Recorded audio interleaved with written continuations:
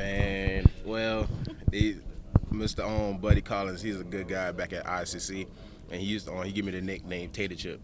So everybody find out what my nickname was, and all they do is say, "Come here, Tater Chip. Hey, Tater Chip." This and that, you know. So that followed you from JUCO They here? followed me everywhere I went. So You like that name? it's all right. I don't have no problem with it. It's Pringle, Tater Chips. You know, it all the same thing. So Do you like potato chips? oh, I love it. Yeah. Yeah, Do you have a favorite kind? I love Pringles. Yeah. Have to, right? Yeah, I got to. Is there a certain flavor of Pringles, or is it just the Man, plain normal fruit? I love them all. I love them all. So has there been anybody here that's been kind of a pretty big help to you so far, teammate-wise or anything? Yeah, I had a few guys that looked out for me. Corey and Courtney and Greg Hart. Those are the two guys that took me under their wings and showed me around and helped me out here. Corey's a little bit of an unusual guy. Oh yeah, he's pretty good. I seen how he was, and when he came from Nebraska, he's a pretty determined guy. What are just the workouts in the weight room and all like here compared to what you were used to? Whew. I can't compare nothing. It's a whole different level in there. Everything is extreme, intense, and they mean pound in business. So it's a whole different atmosphere in that weight room to compare to what I've been to. A lot of guys who come from JUCO talk about just kind of being happy to be here because the facilities are so much nicer. You're not on a bus, to drive to games. What was the kind of weirdest travel experience that you had as a JUCO? Wow, we rode a bus for about 5-6 hours down south. So it was the longest bus drive of my life. But JUCO helped me become a man I am today. It took me out of the atmosphere like what I used to was comfortable, but they took me into an environment to where I need to learn to grow up by myself and improving on myself and my ability. What's maybe the difference in the training table here compared to JUCO? It's a little different because back at JUCO I had a strength coach, Ray Williams. He's one of the world's strongest powerlifter, and he always pushed us to our max. So it transcended over here, but it was pretty good though. What did you learn from him? What were some of the key things you learned from him?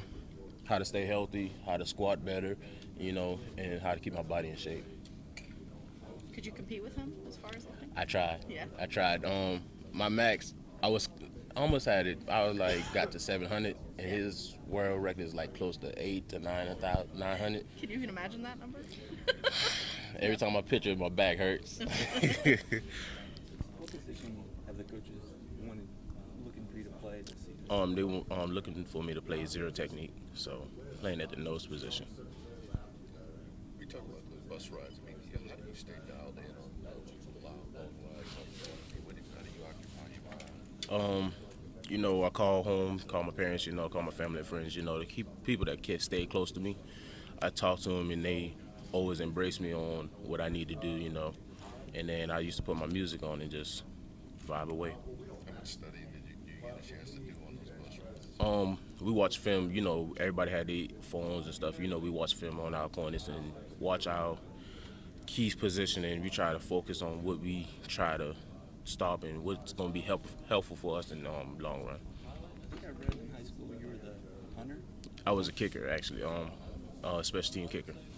I mean, how good were you? I was pretty good. I kicked it out of the end zone. Every time I get ready to kick, the whole crowd was like, oh, boom, Everybody just waited for me to kick it out the end zone. So you're going to lobby to do a little kicking here? Nah, I'm not looking for no kicking here. I'm just worried about one position and one position only. Yes, sir.